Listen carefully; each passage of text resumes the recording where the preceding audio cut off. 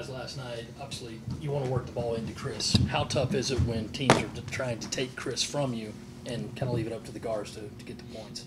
It's tough. Chris is a huge part of our offense. And when he's not going, it makes it a little tougher on us because they start guarding us a little more. When we go inside, it helps open up the shot more. So that's always tough. But we're going to figure it out. Shots are going to start falling. I mean, we always want to try to get him in rhythm because, for me, he's a returning post guy that can score the ball.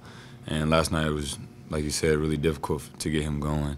And when he gets going, it usually opens it up for us. So it was a tough night. Just a contrast in him on Monday, what that did for you guys offensively, and then him last night. Is it kind of, like you said, as he goes, you guys go sometimes in the half court? Mm-hmm. I think Temple prepared for him better than FIU. They doubled him in the post sometimes, and sometimes I feel like he was too casual with the ball. He should have made a move quicker, but I mean, I don't know what else to say. It's a rough night. Does a lot of games away from home make it harder for you to fix things when they go wrong, especially when it's so early like this? No, that's not an excuse for anything. I mean, we're looking forward to playing home again, but that's not. This is kind of a weird week. You got a Monday game, a Thursday game, and then a Saturday game. So 3 games of 5 days. Mm-hmm. How hard is it to go from kind of going on the road, not playing the kind of basketball that you want to play on Thursday night, having to come back and play pretty much on pretty early on Saturday? I think our trainer and weightlifting coach do a good job of keeping our bodies, healthy and ready for that. So. I feel like now that we're back, in our own gym, now we have to practice. If we practice well, we usually play well. So we had to let last night go, learn from it, watch film, and keep it moving. Past 2 games, guys, you started out okay and then just kind of hit that lull where the other team goes on a big run. What's been the most consistent problem there? Discipline.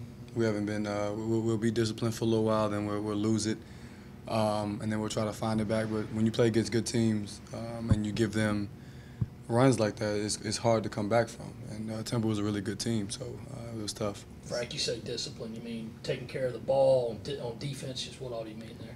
Defensively, we have to be disciplined. We have to stick to our strategies. Offensively, not turning the ball over, giving them run-outs and easy layups. Those are easy buckets for them. And we pride ourselves on defense, and we just weren't disciplined at all on defense. Last night we saw David, for the first time, kind of really show what he can do, scoring 13 points off the bench. Is that kind of what you guys see a lot in practice? I know he was kind of a heralded recruit. What have you seen from him, and how do you think he can kind of start replicating that more in games? I mean, that's what we've been waiting on. I've always known he's been a really aggressive player. He can play defense really well as well. I mean, he can play both ends of the ball, and now it's just about replicating it and keep doing it at practice. He's young, so it's going to take a little time, but I feel like this game really helped his confidence, and it's going to help this team. Hassani, what do you think David is? You've been through this, kind of learning this system, kind of as a young player. Where do you think he is in his development? I think the more experience he gets, he's just adjusting to the game speed and finding little openings or where to be on the floor at a certain time. So I think gradually he'll improve scoring wise like he did last night. What sticks out about him? Huh? What sticks out about him? He's athletic. I mean, he reminds me kind of like myself. He's real athletic. He can guard the ball. He knows how to get into the paint and score and finish at the rim. So I look for him to do that a lot more. Seems like Mike's been playing a lot more with the ball in his hands, taking more outside shots, not necessarily in the paint. How have you seen his game kind of develop, and how does that help the offense in y'all's individual games when he's kind of hitting shots outside of the paint? Oh, he definitely, over the offseason, worked on his jumper outside on the perimeter, him and Chris. So that helps just stretch the floor more and gives us more of a threat. How much does a day like you guys kind of had yesterday inside, how much does it talk more about shot selection and making sure that, while you guys are a good shooting team, you're taking the right shots at the right times? I think last night we could have taken some better shots, but I feel like we just couldn't really get anything to go into the basket. And the other team, I feel like they were making everything. We got to work the ball in the paint a little bit more as guards and draw fouls and get to the line. I don't think we did a good job of that. We just got to practice and get better. I'll give against Illinois State and against Temple last night, it seems like you guys struggled a little bit with zone and then their high pressure kind of defense. How do you guys go forward expecting that from teams, and how do you go about transitioning and making sure it doesn't happen again? Last night Temple didn't play any zone. Didn't see any zone? No, they played man the whole game. Okay. So. How do you expect them? I know they kind of pressure the ball pretty heavily. Do you expect teams to kind of do that now too and try to force you guys into turnovers? I mean, that's whatever their defensive schemes allow them to do. I mean, we got to play. We're going to prepare for whatever they bring at us, and we'll be ready to fight back. What have you guys learned about this team through this first couple of weeks of the season that maybe you didn't know going in? You want to take it? I'm not gonna lie.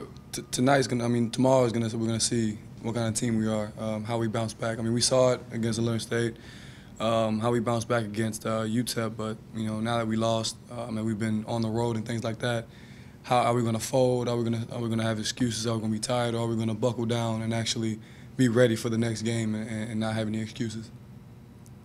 Can having a stretch like that test you guys who've been on stretches where you're away from home and sort of have funky schedules? What does that do to a team and kind of how you can develop?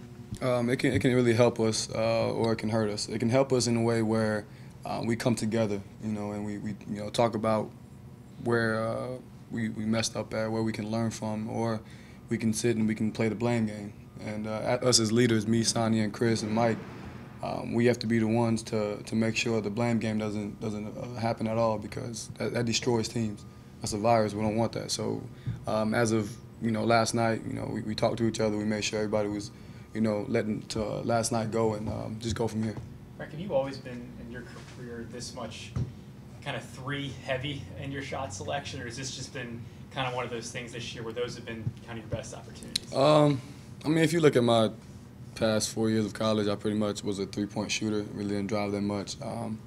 But I do have to work on and get better at, getting to the paint and actually getting, floaters and jump shots inside the paint to open up the three even more. And that's something I have to work on. Even this is my 5th year, I'm still, learning. So, you see how that goes. Hassani, I think the last couple of games you guys have had 14 of your shots blocked, not you specifically or one particular player, but have you guys seen anything in attacking the rim better to maybe draw more contact or kind of avoid getting your shots kind of swatted back at you? I think maybe not driving it so deep into the paint. I think sometimes us as guards, we get swallowed up by the big 7-footers or 6'10s, whatever, that are in the paint. So maybe pulling up or doing floaters, making a decision earlier than getting so far in there has probably helped prevent us getting our shots blocked.